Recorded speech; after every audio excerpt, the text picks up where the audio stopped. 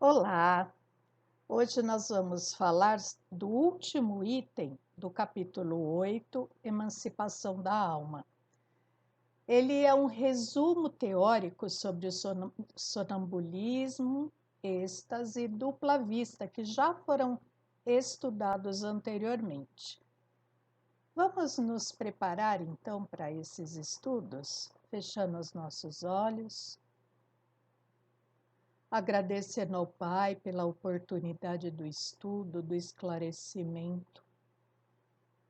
Que possamos, Senhor, ter olhos de ver, como nos disse Jesus em seu Evangelho, enxergando a vida de acordo com a lei de Deus e, principalmente, utilizando tudo o que observamos para nosso aprendizado e para que possamos nos modificar interiormente, nos melhorando dia a dia. Que assim seja.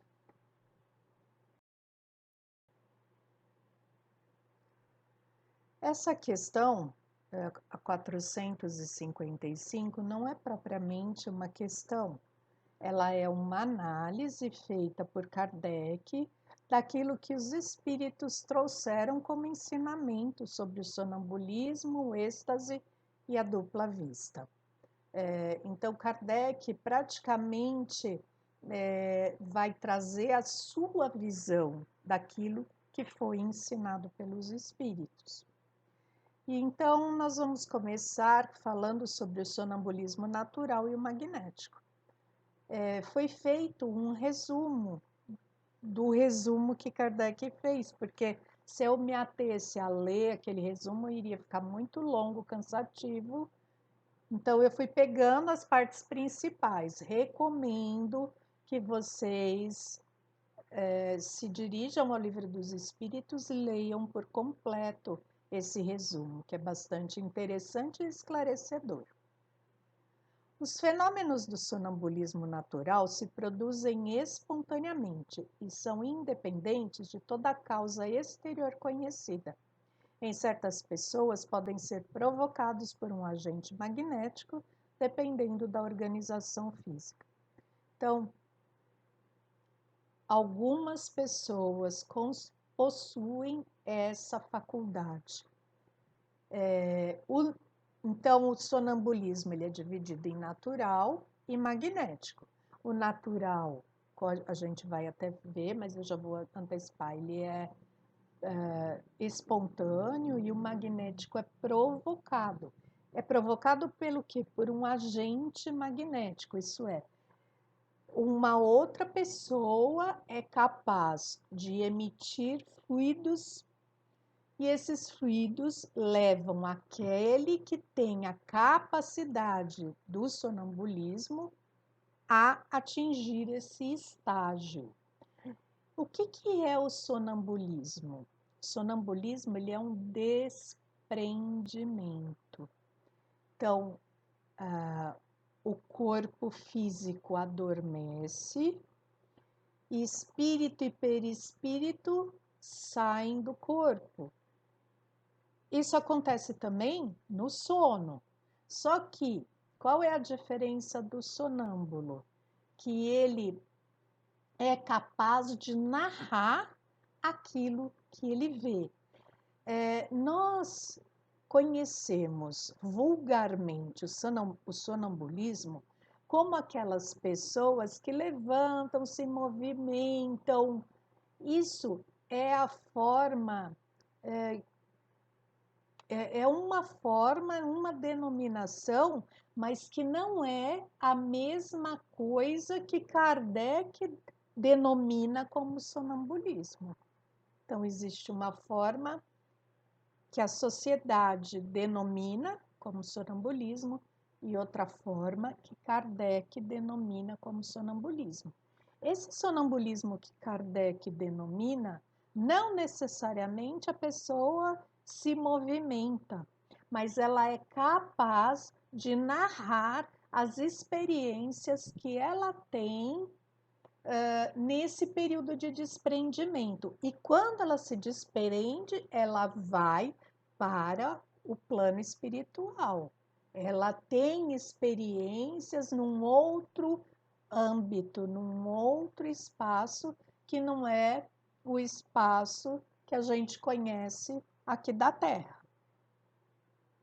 Então, feitas essas considerações, porque a gente acaba confundindo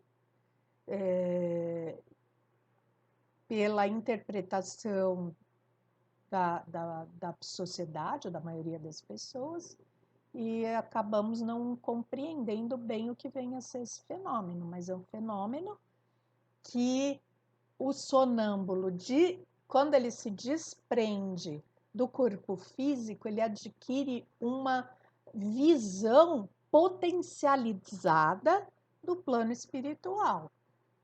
E ele pode contar. Então, se alguém está próximo a ele, ele vai narrando ele consegue narrar até com detalhes aquilo que ele está vendo enquanto está nesse desprendimento.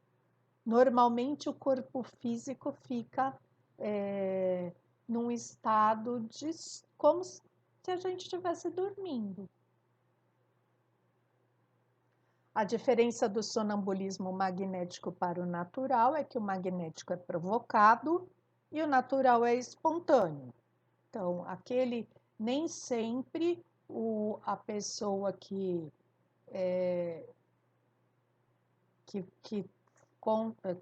consegue, que tem essa faculdade do sonambulismo natural, nem sempre ela consegue atingir o estágio de sonâmbulo quando provocado. Para o espiritismo, o sonambulismo é uma luz derramada sobre a psicologia.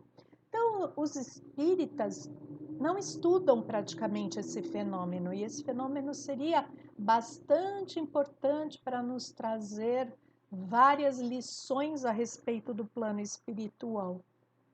E a gente deixa essa faculdade em desuso, infelizmente. Nesse estado, a alma se mostra a descoberto. Um dos fenômenos pelos quais a alma se caracteriza é a clarividência, independente dos órgãos ordinários da vista. Então, como nós já estudamos quando vimos a clarividência, o clarividente ele não enxerga através dos olhos físicos. Mesma coisa acontece com o sonâmbulo. Ele enxerga através do perispírito. E o perispírito não tem um órgão responsável pela visão. Ele enxerga pelo ser inteiro.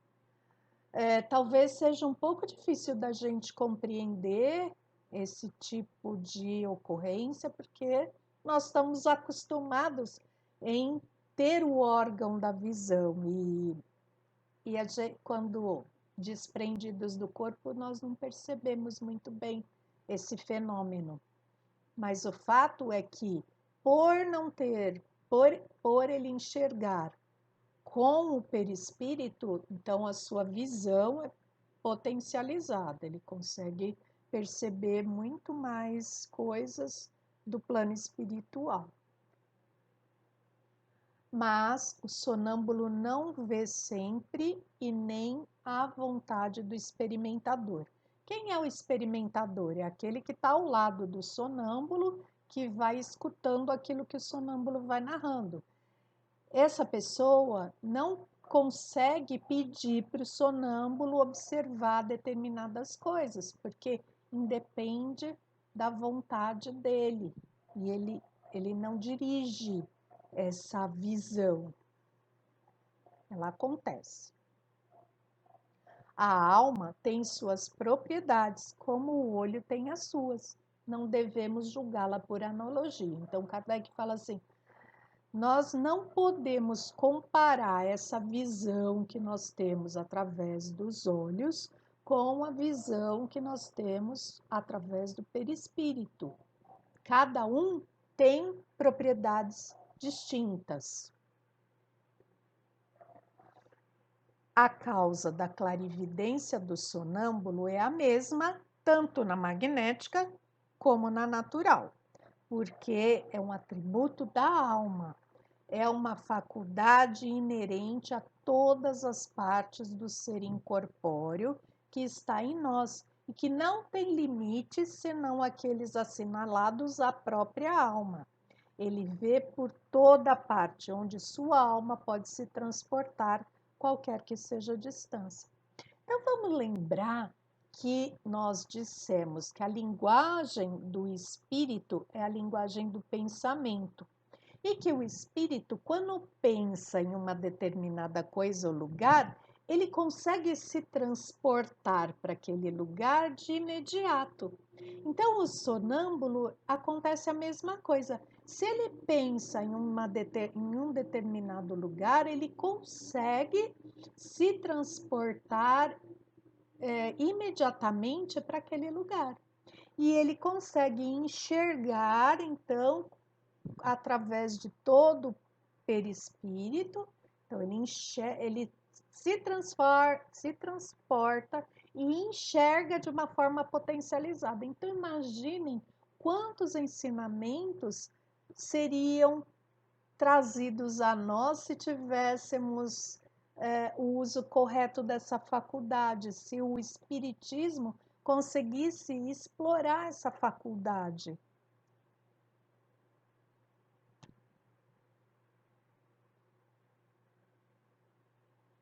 Na visão à distância, o sonâmbulo não vê as coisas do ponto onde está seu corpo. É como por um efeito telescópico. Ele as vê presentes como se estivesse sobre o lugar onde elas existem. Por isso seu corpo fica como que aniquilado e privado de sensações até que a alma volte a habitá-lo novamente. Então, Kardec está falando aqui, o sonâmbulo não sai andando por aí, fazendo coisas, né? Ele fica prostrado, seu corpo fica, ele fala aniquilado, né? Seria num estado de prostração, privado de sensações. Ele é capaz de narrar, mas o seu corpo não faz, não executa nada. E lá no plano espiritual, ele fala assim, que ele enxerga, ele vê as coisas como se ele estivesse sobre o lugar onde elas existem. Então, como se ele pairasse e enxergasse aquilo que está acontecendo embaixo. Vamos comparar. Quando nós estamos num edifício muito alto, imaginem que nós estamos na janela de um apartamento do 25º andar.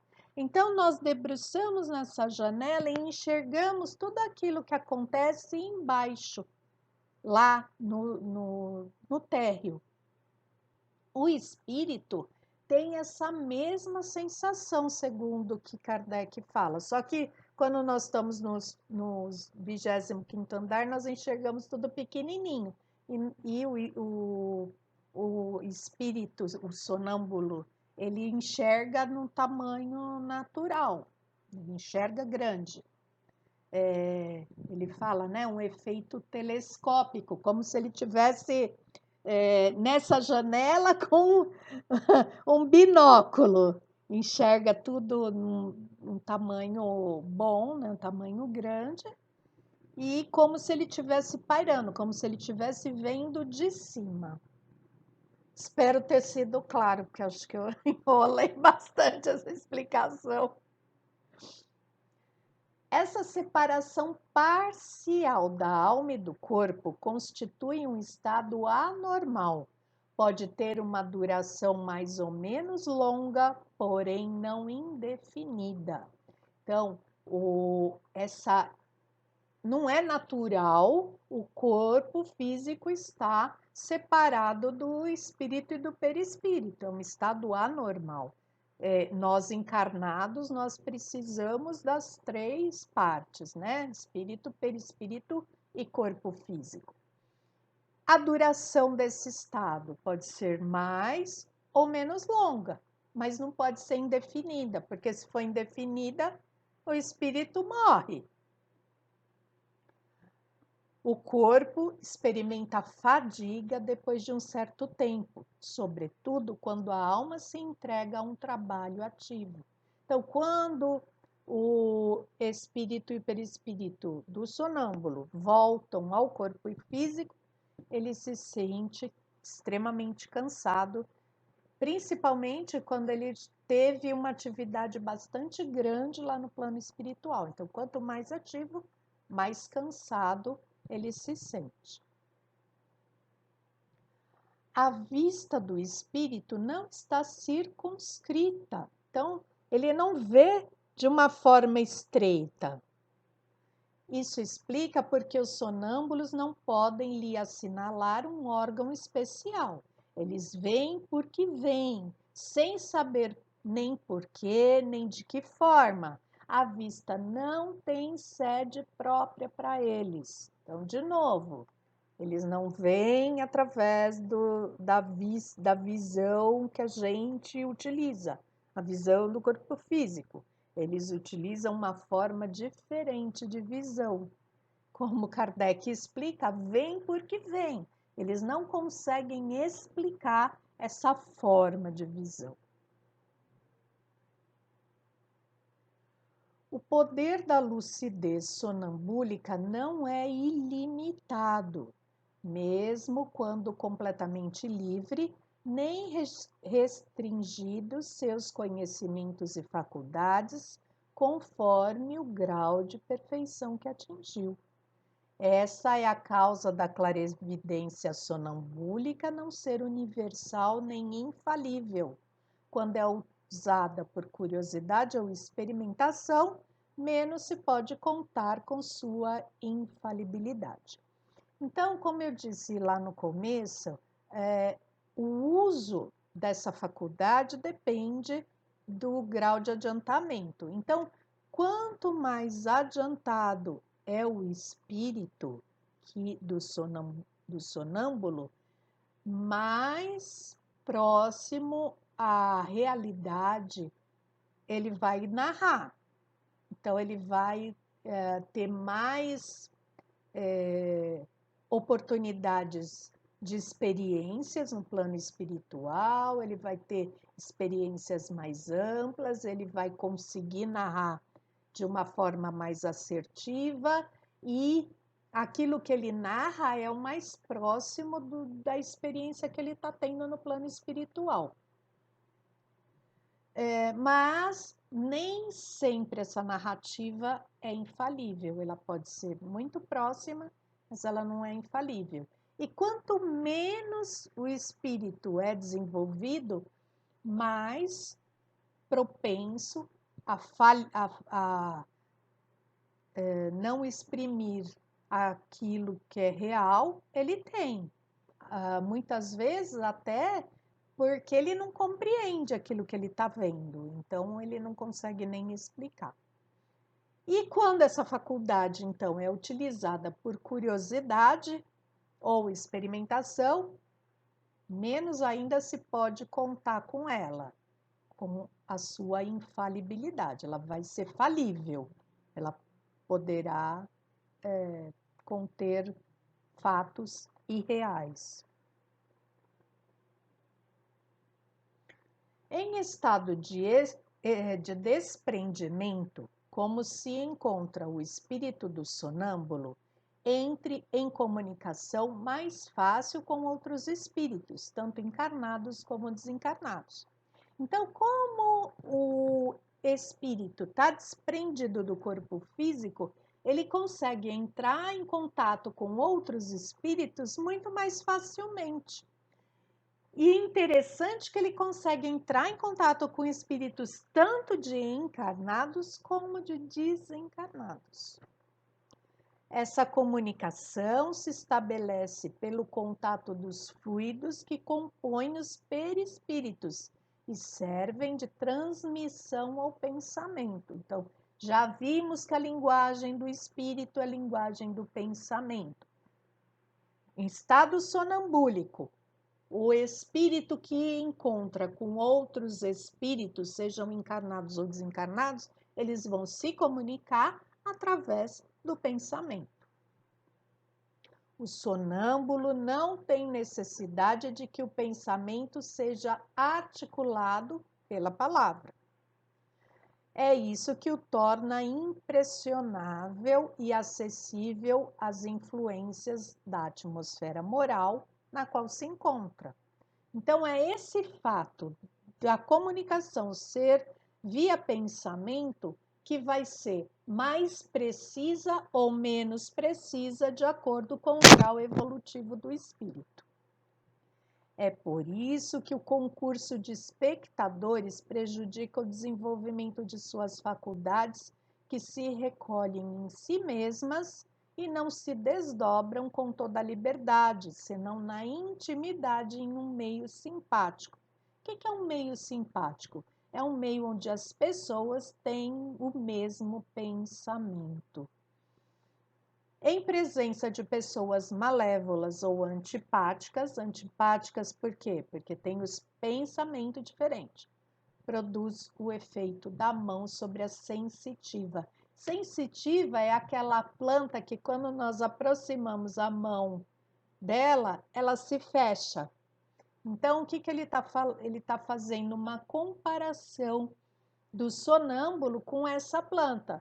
Se o sonâmbulo está em contato com pessoas, né, se ele entra nesse estado do sonambulismo, ele se desprende e entra nesse estado, e ele está em meio de pessoas que não pensam igual a ele, que desconfiam das suas faculdades, que ficam questionando aquilo que ele está comunicando, é como se fosse essa planta, ele vai se fechando.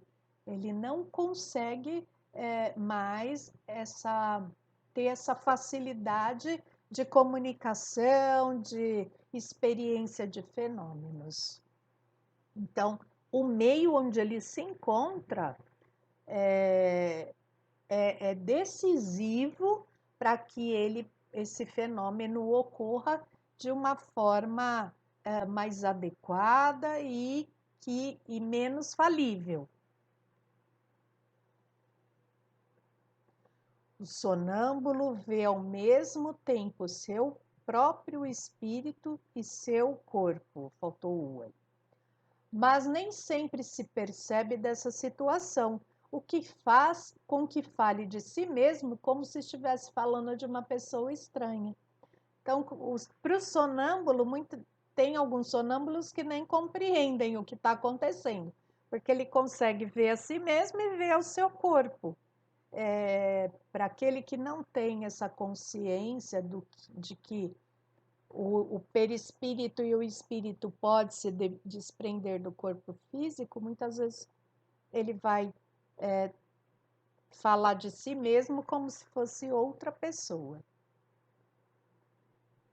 O espírito adquire um acréscimo de conhecimento e de experiência a cada uma de suas existências corporais.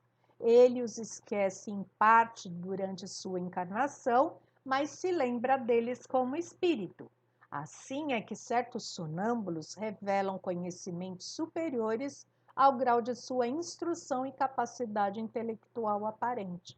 Então, nós vimos, quando estudamos sobre a reencarnação, que quando nós reencarnamos, nós nos esquecemos do passado, mas quando estamos em estado de sono, nos desprendemos do corpo físico. Quem bloqueia é o corpo físico, quem bloqueia essa lembrança é o corpo físico. Então, quando nos desprendemos, temos contato com essas experiências de existências anteriores, nos lembramos de várias questões, coisas que quando encarnados nós não temos acesso. Então, o sonâmbulo, muitas vezes, aquilo que ele fala é do seu próprio espírito, que já tem um certo desenvolvimento espiritual, já tem uma certa bagagem, então ele tem um conhecimento tal que ele pode revelar várias coisas que são dele mesmo, não é de contato com outros espíritos, é do seu próprio conhecimento, das suas próprias experiências. A inferioridade intelectual e científica do sonâmbulo no estado de vigília não prejulga em nada sobre os conhecimentos que ele pode revelar no estado de lucidez. Pode auri-las na sua própria experiência, na clarividência das coisas presentes ou nos conselhos que recebe de outros espíritos. Como seu espírito pode ser mais ou menos avançado, pode dizer coisas mais ou menos justas. Então, se ele não tem, se a pessoa, enquanto encarnado, não tem capacidade de, não teve estudo, não desenvolveu tanto o seu intelecto, isso não quer dizer que no estado de vigília, nesse estado de desprendimento, ele não tenha esses conhecimentos, porque ele pode ter tido conhecimento científico em outra existência, ele pode ter se desenvolvido intelectualmente em outra existência, e ele então traz esses conhecimentos, ele gravado no seu espírito, ele tem a capacidade de falar sobre essas coisas das quais ele já estudou, já experimentou, já vivenciou. Então, são conhecimentos que ele traz da sua própria experiência. E também ele pode trazer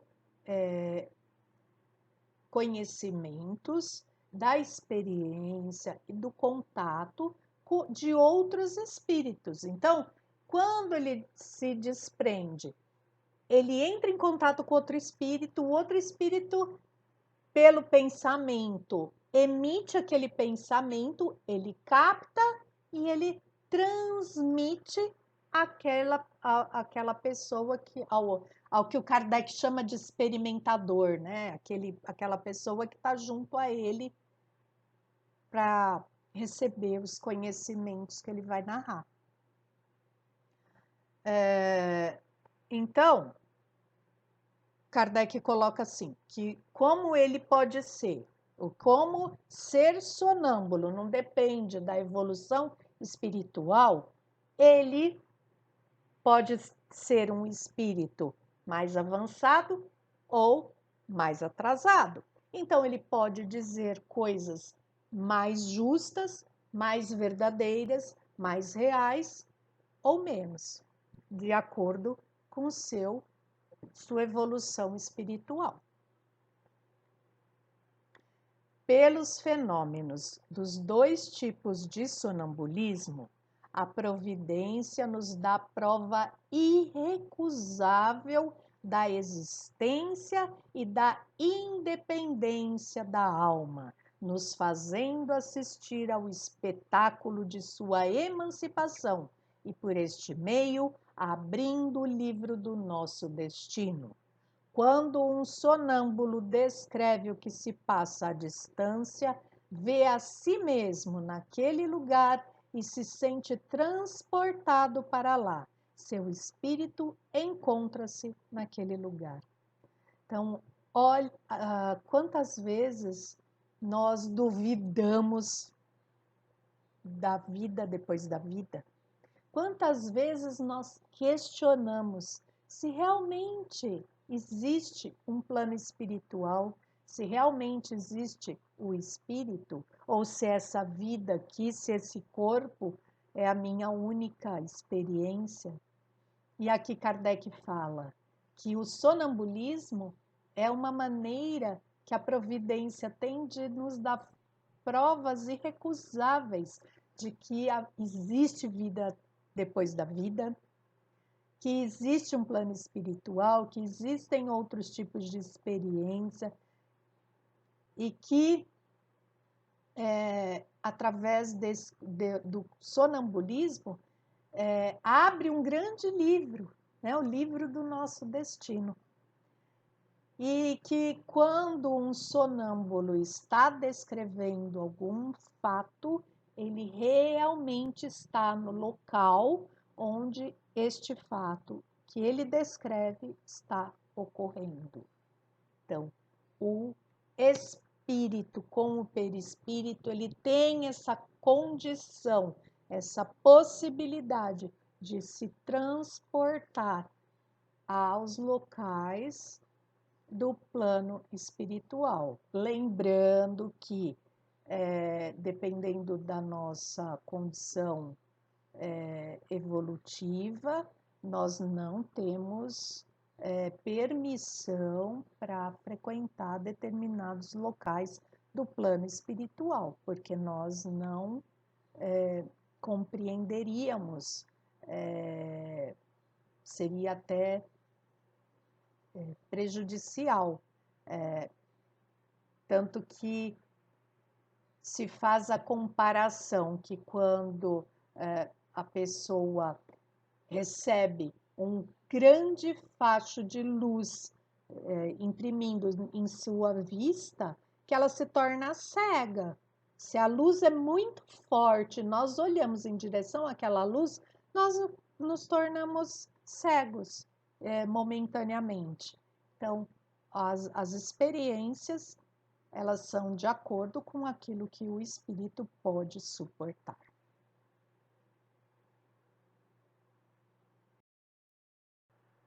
No resumo que Kardec faz, ele não divide, ele discorre tudo de uma vez só. Eu dividi para ficar mais didático. Então, agora nós vamos ver o que Kardec fala nesse resumo sobre o êxtase. O êxtase, ele é mais ou menos o mesmo fenômeno do sonâmbulo. Ele desprende do corpo físico, mas no êxtase, esse desprendimento ele é mais intenso. Então, vamos ver. O êxtase é o estado no qual a independência da alma e do corpo se manifesta de maneira mais sensível e se torna, de alguma sorte, palpável. Penetra em um mundo desconhecido, naquele dos espíritos etéreos, com os quais entra em comunicação sem poder ultrapassar certos limites, não podendo transpor nem romper totalmente os laços que a ligam ao corpo. Então, o estático, ele vai ter experiências mais intensas do que o sonâmbulo. Ele consegue ir para locais mais evoluídos do que o sonâmbulo. Ele entra em contato com aqueles espíritos moradores que habitam, né, esse local, espíritos mais etéreos, em um mundo que nos é desconhecido, só que tem um limite. E que se ele transpuser esse limite, ele vai romper os laços que ligam ao corpo físico. E se rompe esses laços, o que acontece? Morre. Então, por isso o êxtase é um estado muito delicado, porque o estático ele vai vislumbrar coisas magníficas, maravilhosas. Ele vai ter contato com o estado de felicidade dos espíritos mais elevados. Só que se ele achar que ele pode se desprender, falar, ai, esses espíritos são tão felizes, eu não quero mais voltar, eu quero ficar aqui porque eu quero ser feliz também. Se ele fizer isso e romper esse laço, ele vai ser um suicida e ele não vai ter direito a vivenciar esse estado de felicidade. Olha que coisa mais irônica, né? Essa experiência. Então, o estático, ele tem que ter um equilíbrio emocional muito grande e uma consciência muito grande desse fenômeno para que ele não incorra em uma opção infeliz. Entra em contato com harmonias desconhecidas sobre a Terra, tendo um bem-estar indefinível. Ela frui por antecipação as beatitudes celestes e pode-se dizer que põe um pé sob o limiar da eternidade. Então, seria uma experiência de quase morte, digamos. E a pessoa, ela consegue sentir esse estado de felicidade dos espíritos mais evoluídos. Então, por isso ele fala, é um bem-estar indefinível, é um estado de felicidade tão grande que a pessoa não consegue descrever. Então, ela está tendo essas experiências por antecipação, né? São experiências que só depois do desencarne que a pessoa poderia ter, e ela está tendo antes do desencarne. Nesse estado, o aniquilamento do corpo é quase completo e sente-se que a alma se prende a ele apenas por um fio, que o menor esforço faria romper para sempre.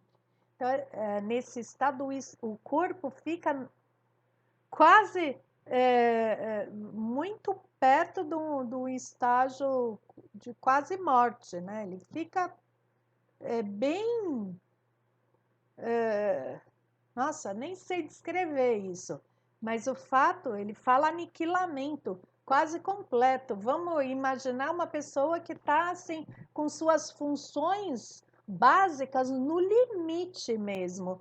Está funcionando só aquelas coisas mais necessárias do corpo físico e bem no estágio mínimo de funcionamento. No êxtase, todos os pensamentos terrestres desaparecem para dar lugar ao sentimento purificado, que é a essência do nosso ser imaterial. Então, tudo aquilo que a pessoa pensa enquanto ela está na vida carnal, ela esquece. Ela só vai pensar nas experiências do plano espiritual. Nessa contemplação sublime, o estático considera a vida como uma paragem momentânea.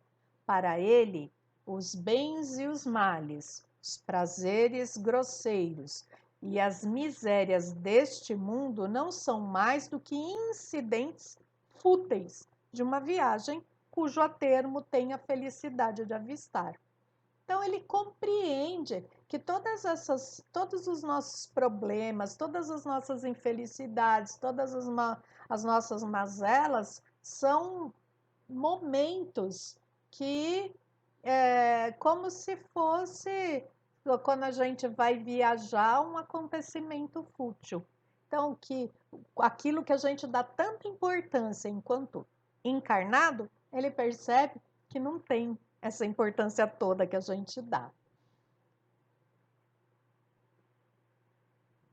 Assim como os sonâmbulos, a lucidez dos estáticos pode ser mais ou menos perfeita, segundo sejam mais ou menos elevados, estando mais ou menos aptos a conhecer e a compreender as coisas. Então, é a mesma explicação que eu dei lá no estado dos sonâmbulos.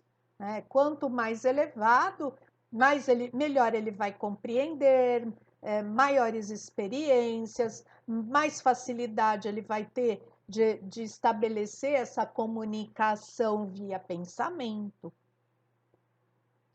Sua exaltação pode prejudicar sua lucidez. Por isso, suas revelações são uma mistura de verdade e de erros, de coisas sublimes e de coisas absurdas ou mesmo ridículas. Então, quando o estático está nessa experiência, ele pode se emocionar, ele pode ficar tão eufórico que ele começa a misturar as experiências dele com essas emoções. Então, ele corre o risco de falar coisas absurdas e até mesmo ridículas. Os espíritos inferiores podem aproveitar-se dessa exaltação, que é sempre uma causa de fraqueza. Então, essa exaltação, o que demonstra um espírito mais evoluído? O equilíbrio, esse é o ponto. Quanto mais evoluído nós formos, mais nós vamos ter nossas emoções em equilíbrio. Então, aquele que se exalta muito, normalmente é aquele que tem menos evolução espiritual.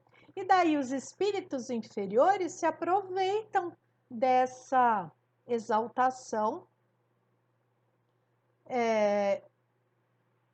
E aí ele continua, né? Quando não se sabe reprimi-la para dominar o estático. E com esse efeito cobrem seus olhos de aparência que o entretém nas ideias ou preconceitos da vigília.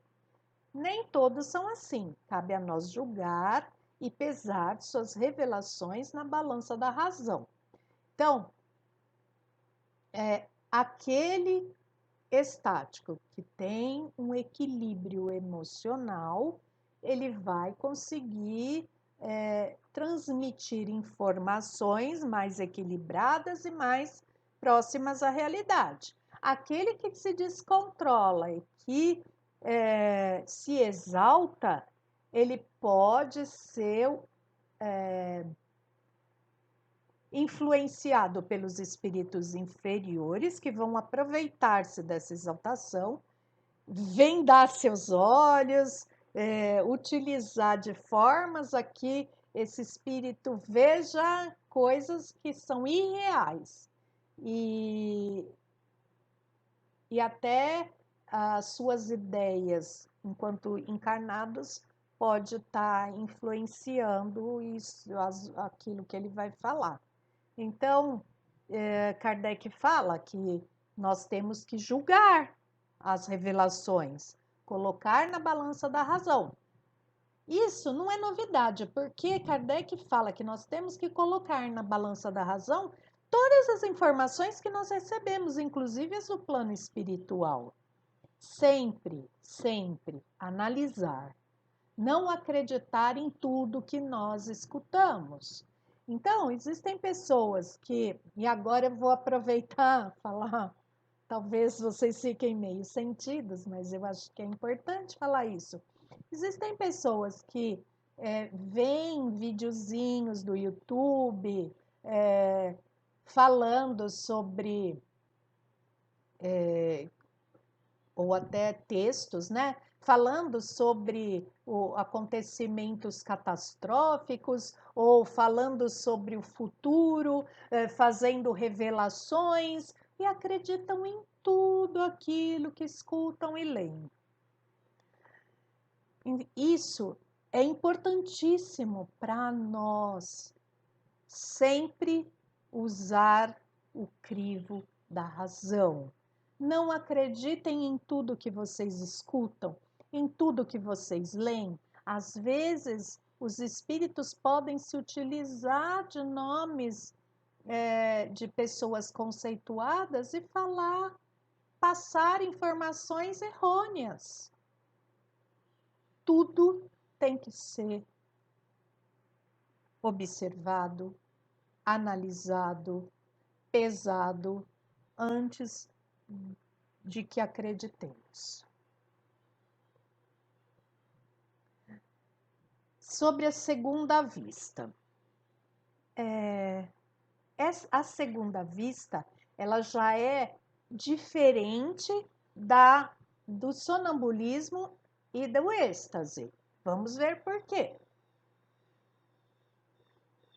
A emancipação da alma se manifesta algumas vezes no estado de vigília e produz o fenômeno designado sob o nome de segunda vista, que dá àqueles que deles são dotados a faculdade de ver, ouvir e de sentir além dos limites dos nossos sentidos. Então, o que é diferente? Que essa faculdade se dá no estado de vigília. O que é estado de vigília? Enquanto acordados. Então, o sonâmbulo e o estático é como se eles estivessem dormindo. O corpo fica aniquilado, como diz Kardec. Já a segunda vista, não. A pessoa está no estado normal, ele está no estado de vigília, ele está em relação com o mundo que a gente vive. Eles percebem as coisas ausentes por todas as partes onde a alma estende sua ação. As veem através da vida ordinária e como por uma espécie de miragem. Então, eles conseguem ver pelos olhos e além dos olhos, que Kardec fala que é uma espécie de miragem. No momento que se produz o fenômeno da segunda vista, o estado físico está sensivelmente modificado. O olho tem alguma coisa de vago. Ele olha sem ver. Toda a fisionomia reflete uma espécie de exaltação. Constata-se que os órgãos da vista são estranhos àquilo em que a visão persiste, malgrado a oclusão dos olhos. Então, mesmo que a pessoa feche os olhos, ela consegue ver. E ele fala o quê? Que o estado físico fica modificado. Como a pessoa fica com os olhos como se estivesse olhando vago. Então, vamos fazer uma comparação. Às vezes nós olhamos para um detalhe, ou numa parede, ou numa roupa, e a gente fica olhando assim, às vezes o olho está naquele lugar, mas o pensamento está lá longe e a gente não está nem vendo, né? O olho está fixado naquilo, mas nós não estamos nem vendo mais. É mais ou menos isso que acontece na dupla vista. A pessoa fica olhando com um olhar vago, é como se ele estivesse olhando para o ponto, mas ele não está, ele está vendo outras coisas que estão acontecendo ali. Para que a possui, essa faculdade parece natural como a de ver. O esquecimento segue o mais frequente essa lucidez passageira da qual a lembrança, cada vez mais vaga, desaparece como a de um sonho. Então, essa faculdade, para quem tem, ela parece natural. Para ele não, é como se todo mundo tivesse. E quando ele tem essa experiência de ver através da segunda vista, logo ele esquece dessa visão. Quando ele retorna, essa visão, essa experiência já não é tão clara e logo desaparece, ele esquece. Seu poder varia desde a sensação confusa até a percepção clara e nítida das coisas presentes e ausentes. Então, ele consegue ver, às vezes a visão dele é confusa e ele não entende nada do que ele está vendo, às vezes a visão é clara e de coisas presentes, e às vezes a visão é clara e de coisas que não estão ali, naquele ambiente. No estado rudimentar, dá a certas pessoas o tato, a perspicácia, uma espécie de segurança de seus atos, que se pode chamar a precisão do golpe de vista moral. Então, essa dupla vista, no seu estado rudimentar, a pessoa que tem, ela consegue perceber as coisas mais agudamente, ela consegue ter experiências, ela consegue ter segurança daquilo que fala, muito mais do que nós réis mortais. Mais desenvolvida, ela desperta os pressentimentos.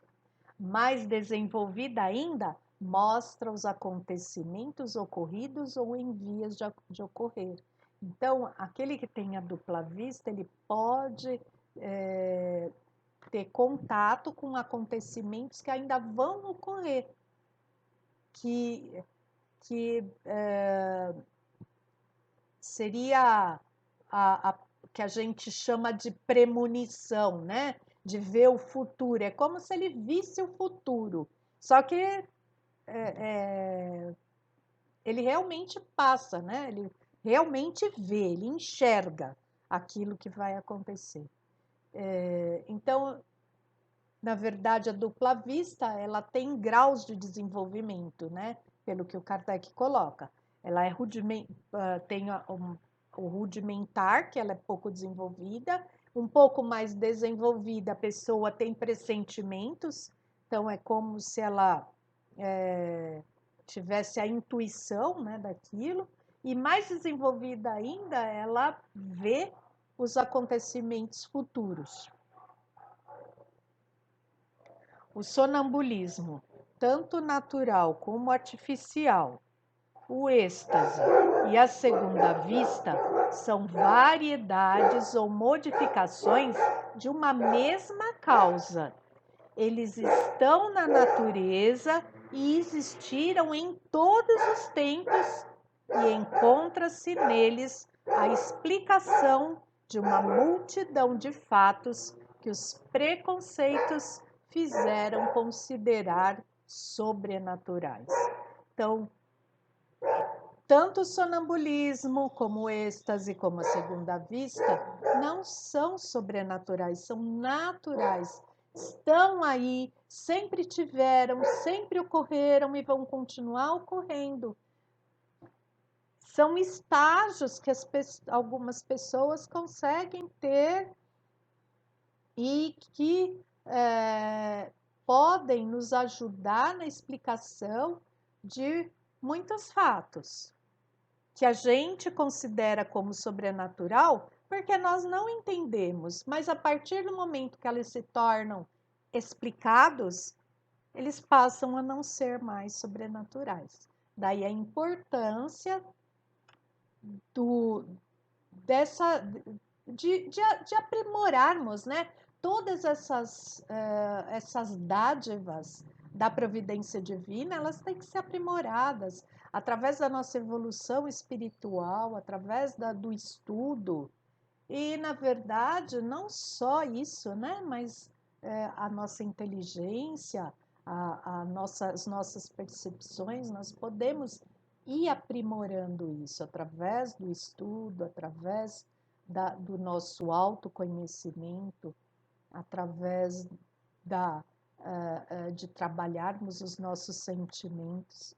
E nós vamos, então, conseguindo ter experiências diferentes, experiências mais em acordo com a espiritualidade. Então, amigos, importantíssimo que estudemos, que perseveremos. Eu sei que o estudo através dos vídeos é muito mais complicado do que o estudo presencial, mas perseverem, amigos, é muito importante. Vamos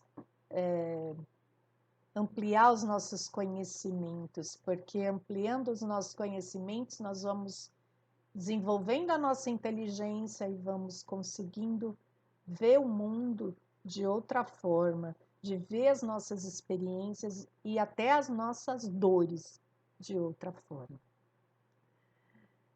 Muita paz a todos e até!